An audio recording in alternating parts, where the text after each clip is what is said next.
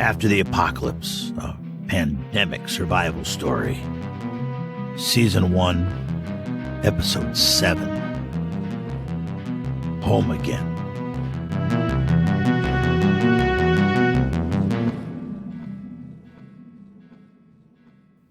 The skies were darkening now as Janet eased the Range Rover onto the entrance ramp to the expressway.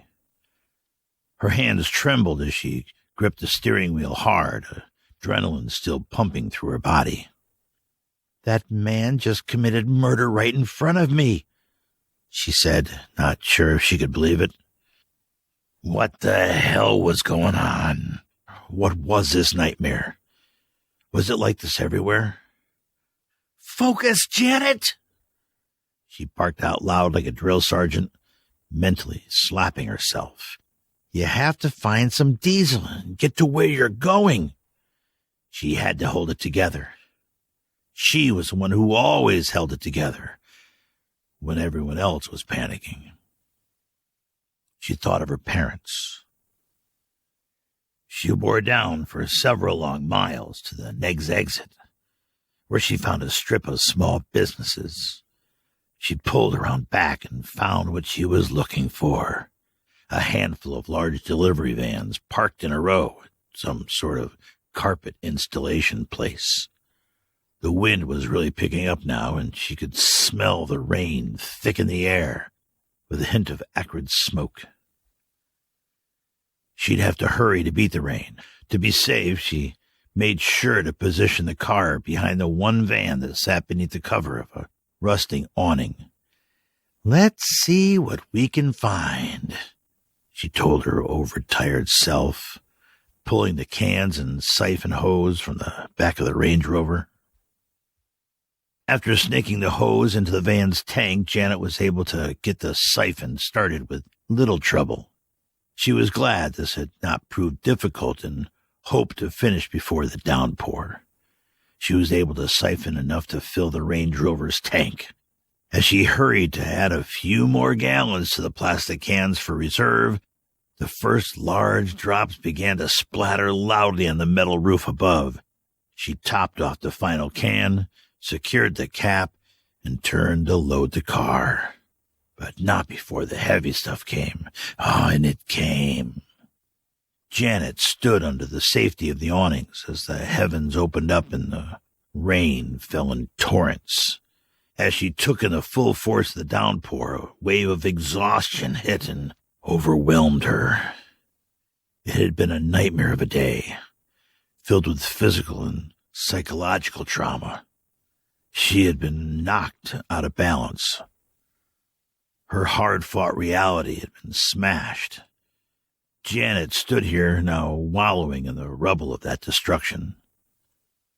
The deaths, the driving, the store, the murderous looters, and the sickness still haunting her body.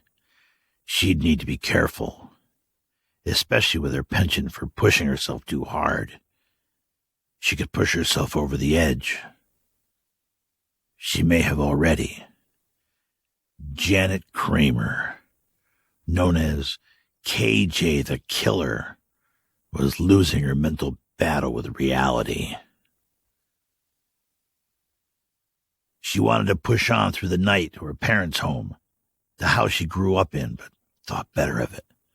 Some of the old Janet was there to manage the frayed emotions and think rationally. She had to sleep. She wasn't sure if she could sleep, but she'd have to try. Janet took full advantage of a lull in the downpour and hurried to load the cans in the back of her car.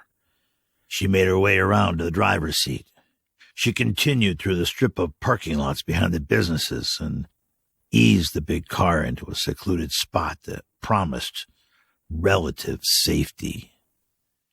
Janet locked the doors and warily crawled her way into the back seats. She unbuckled her youngest's car seat, still there from that other life before this nightmare began. She willed herself to move past the emotions that welled up inside of her. Her Her rational mind was telling her she didn't need it anymore. But it felt like it weighed 1,000 pounds as she lifted it into the back. A few stale Cheerios and gummy bears scattered as she set it down. The moment lingered with her and brought a new layer of exhaustion as she laid down and gave herself up to the soft leather seats. The storm raged outside. Gusts of wind and rain rocked the big car as Janet Kramer, an exhausted shell of the woman she had been just a few weeks earlier, pulled her sweatshirt hood tight and drifted off into a fitful sleep. This was not the deep sleep of peaceful exhaustion. It was a sleep punctuated with frenetic waking dreams mixed with flashes of memories. In some of these dreams, she was being chased and she couldn't run because her legs wouldn't move. Or she would have a gun, but the bullets wouldn't fit. She woke up trying to scream, but her voice would not come. As she lay there, sweating and distressed from a particular nightmare, she thought of how she had ended up in the city as a corporate killer.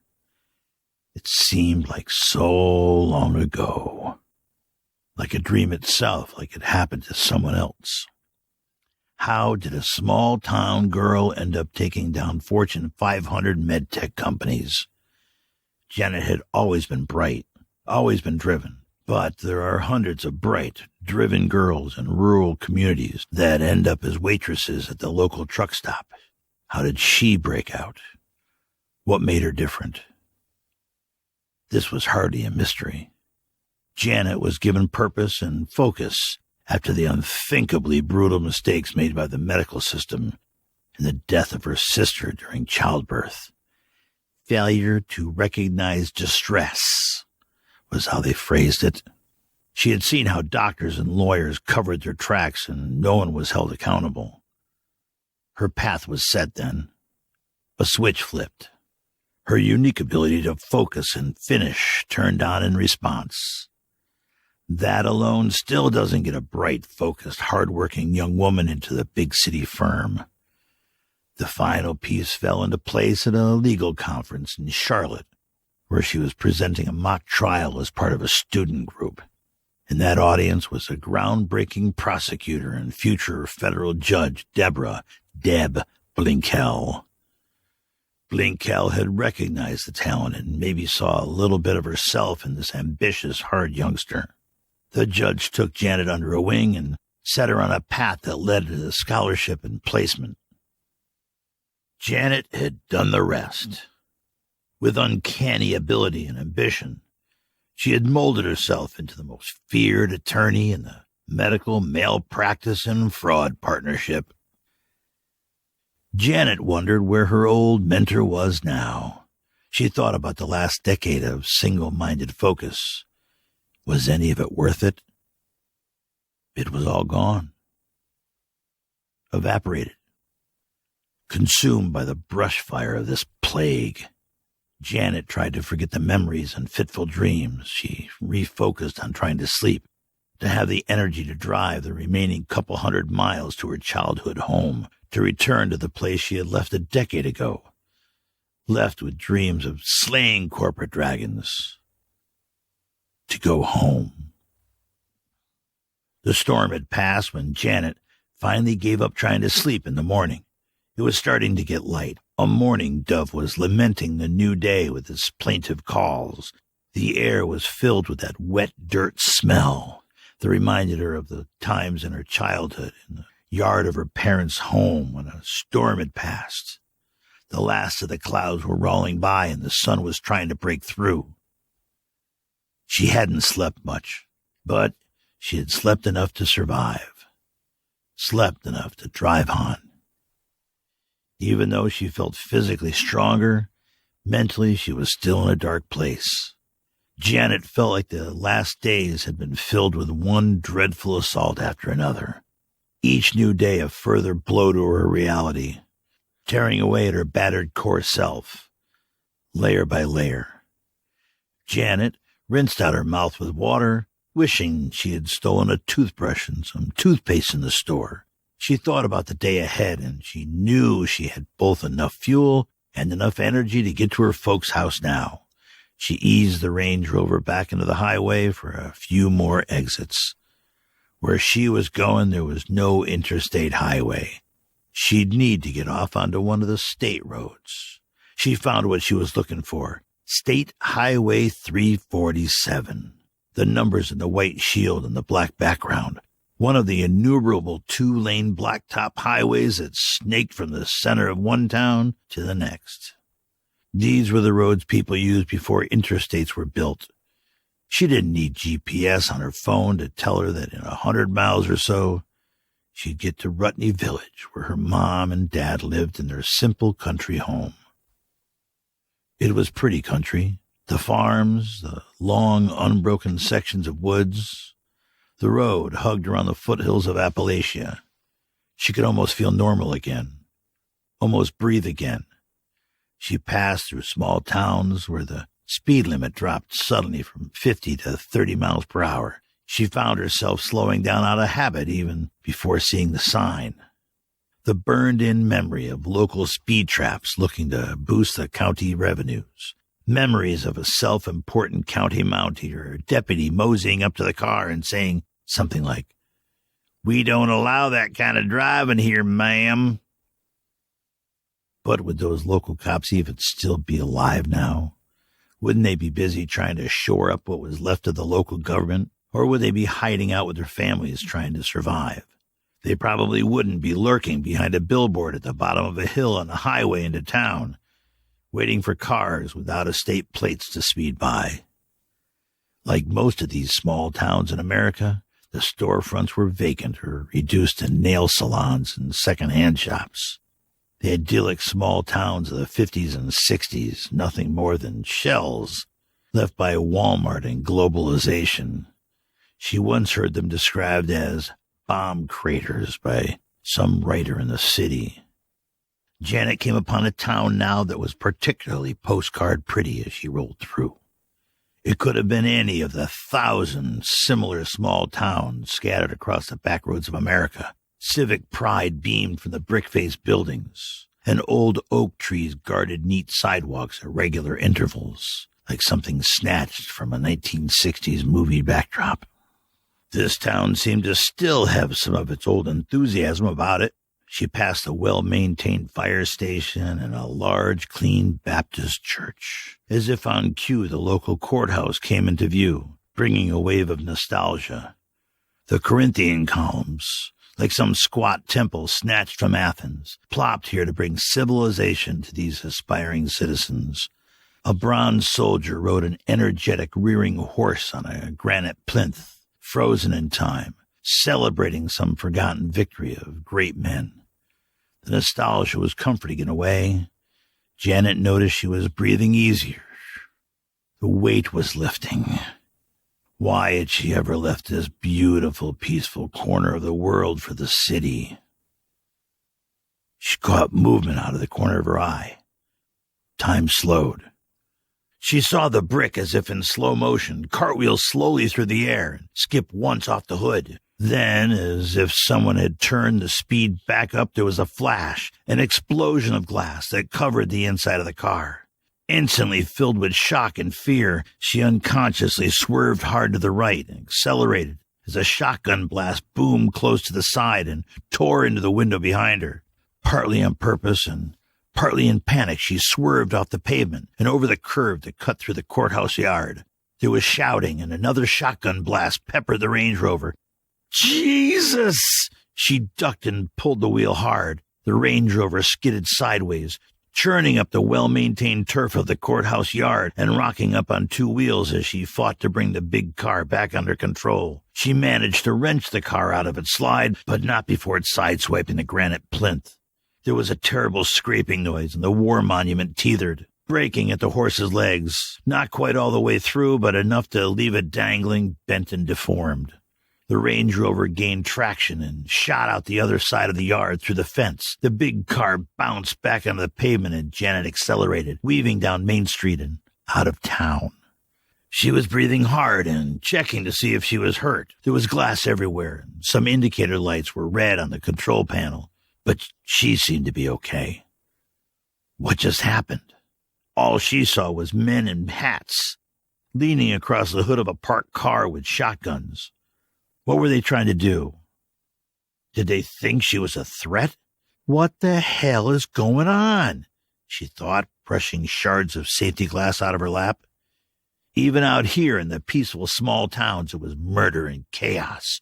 She wasn't sure how much more she could take, and she was starting to worry about her parents and what she might find. 30 more worrisome miles and progressively smaller roads brought Janet to where she grew up. The familiar trees and stone walls filled in her memories. Up ahead, the large red mailbox with an American flag motif marked the entrance to her driveway. As she pulled into the familiar long gravel driveway, she saw the tailgate of a vehicle sticking out of the bushes. Approaching slowly, she realized that it was her father's Ram truck, nose down in a drainage ditch that ran alongside.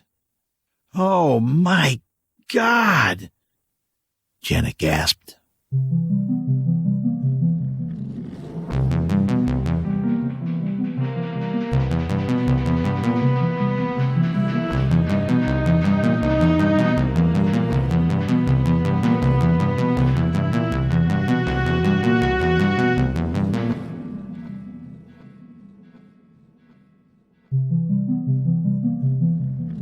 Hello from your producer, Chris. I wanted to check in, see if any of you folks need anything. Are you enjoying the story?